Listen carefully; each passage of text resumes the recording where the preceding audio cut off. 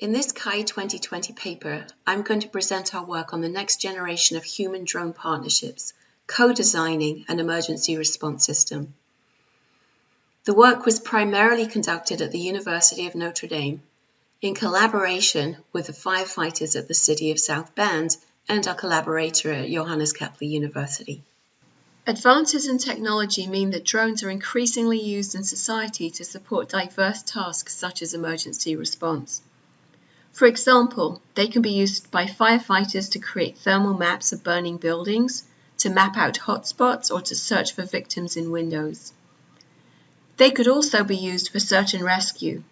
Here we show live imagery from a demo we conducted in the spring of 2018 with the South Bend firefighters. Multiple drones autonomously flew search routes over the river while firefighters conducted a training exercise. In this example, two of our undergraduate students created a drone-based system for dispatching defibrillator devices. In fact, drones are already used by emergency responders. However, in current practice, they tend to be manually operated by a remote pilot.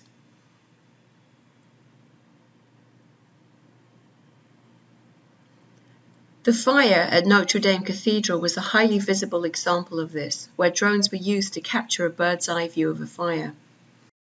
In contrast, our vision is for drones to serve as intelligent partners in emergency response, making autonomous decisions as fully fledged members of the emergency response team. In addition to autonomy, drones need the ability to collaborate with other drones to achieve mission objectives, and they need to interact with humans as team members.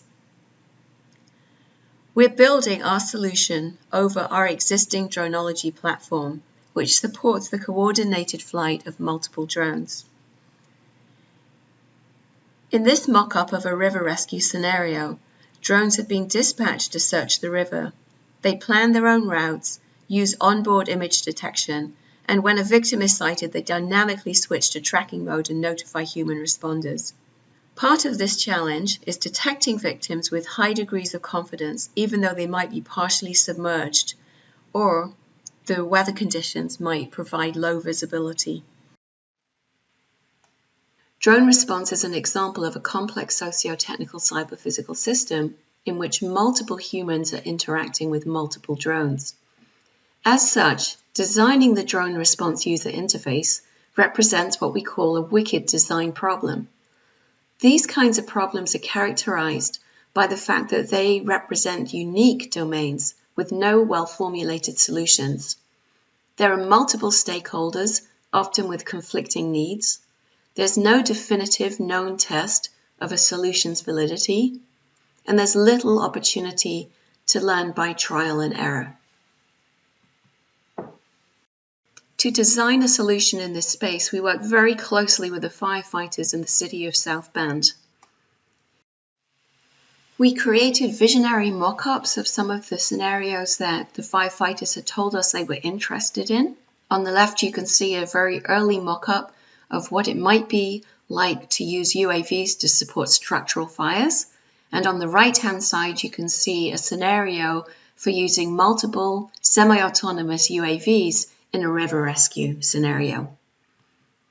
The firefighters were already using manually flown UAVs to support several different emergency scenarios, and we wanted to know what they liked and didn't like about their current system.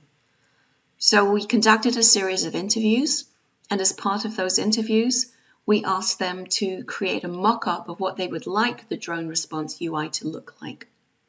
One of the things we discovered through this early design process was that we needed a way to help the firefighters think about what would be different about drone response. Whereas in their current usage scenarios, they were manually operating the UAVs. In the future drone response scenario, the UAVs would be semi-autonomous, and the ways that the firefighters would interact with them would be quite different. This led to the primary focus of this paper, which was on situational awareness. We wanted to design a system that would help the firefighters to fully understand what was happening in the current mission and what each of the drones were doing.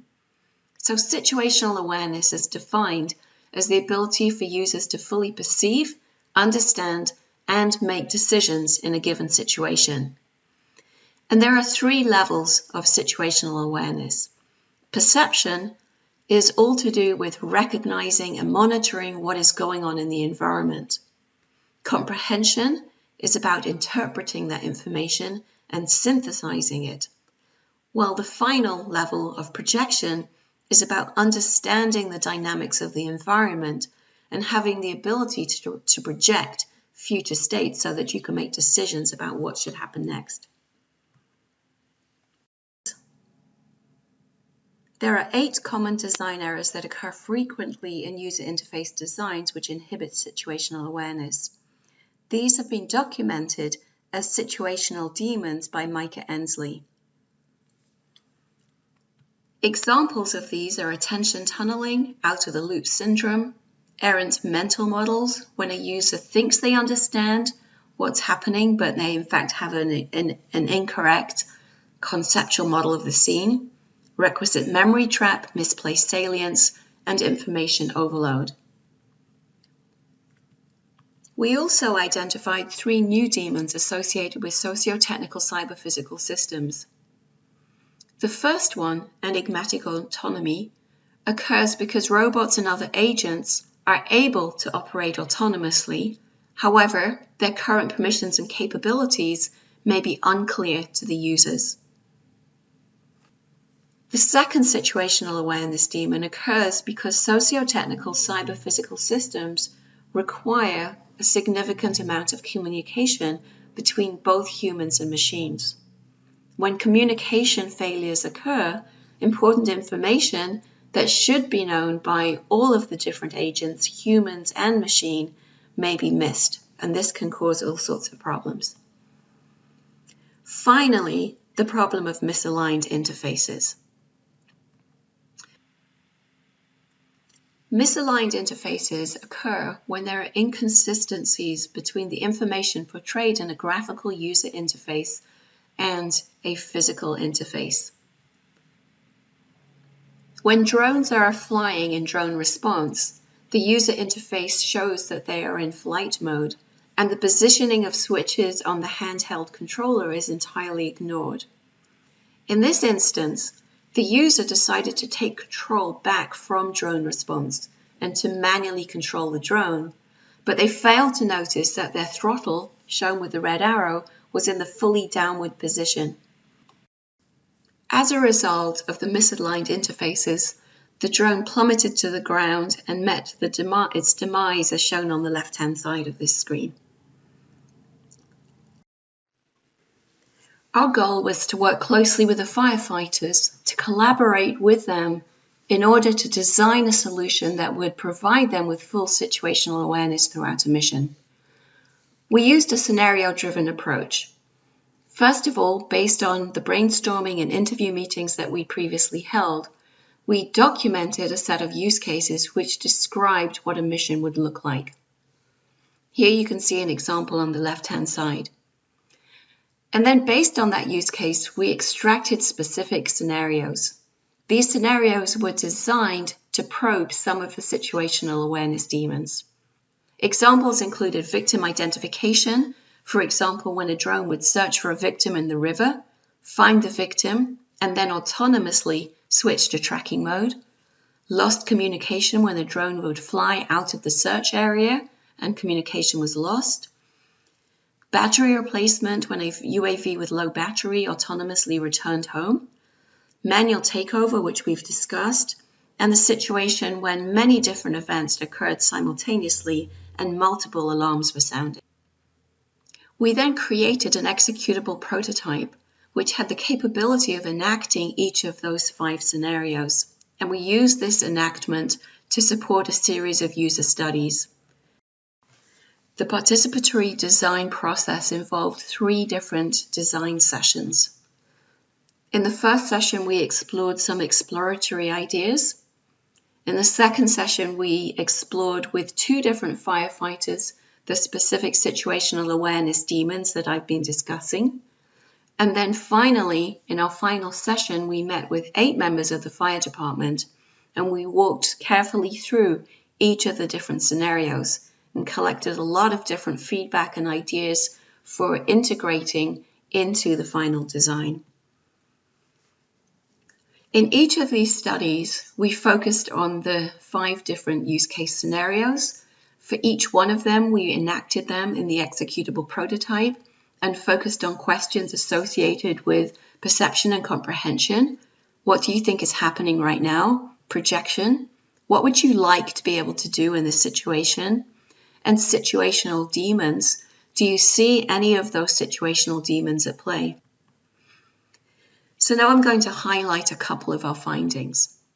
In the first scenario, finding a victim, in an earlier design session, we presented this as a possible solution. You can see the map is on the left-hand side. The green drone on the left-hand side has found a victim in the river. Imagery is shown in the panel on the right-hand side, and the firefighters have the options of confirming that this is a correct sighting, or that it's a false alarm, or request more imagery, or press a button to notify the commander. The firefighters rejected this as a design solution because they wanted the imagery to be much larger. They wanted the imagery of a candidate victim to take up as much of the screen as possible. And they told us that when we find a victim, we don't care about anything else at all.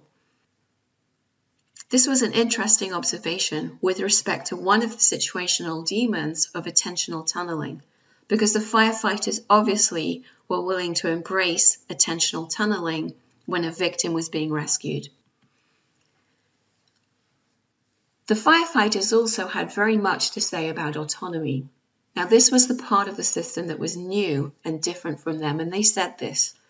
The autonomous part is so new to us. And they had questions related to this. How do we know that the drone is recognizing a person as opposed to a first responder standing on the riverbank? And they wanted to know many things about why the drone was behaving as it was. This led to a number of very interesting design discussions about how best to portray autonomy and to explain autonomy to the firefighters during a mission. The firefighters also pushed the boundaries of the system. This was one of the excellent results of the participatory design. They imagined much more than we did. They, for example, told us that they wanted to have a part of the system that was designed specially for firefighters that were in a boat on the river. When a victim had been found, they wanted the coordinates of that victim to be pushed to a mobile app that the firefighters on the boat would have. As a result of the participatory design process, we identified many key issues in the user interface design, and we're currently implementing them in our new system. In addition to designing the next version of the drone response user interface, we're also enhancing our drone response architecture, which involves the central system, ground control system, and onboard computation. We're enhancing it to provide better support for the human-drone interactions that we explored and discovered in greater depth during this participatory design process. In conclusion, the drone response project introduces numerous human-computer interaction challenges. First and foremost, it represents a wicked design challenge. Secondly, it requires us to explore this new space of human-drone decision-making when multiple humans are interacting with multiple intelligent agents. Third, we need to consider all of these things while taking safety considerations such as providing situational awareness to the firefighters into account. And finally, we need to explore the societal and ethical implications of deploying semi-autonomous UAVs in emergency response scenarios. Thank you for listening.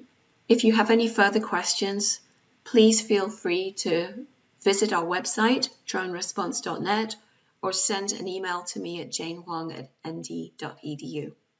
Thank you.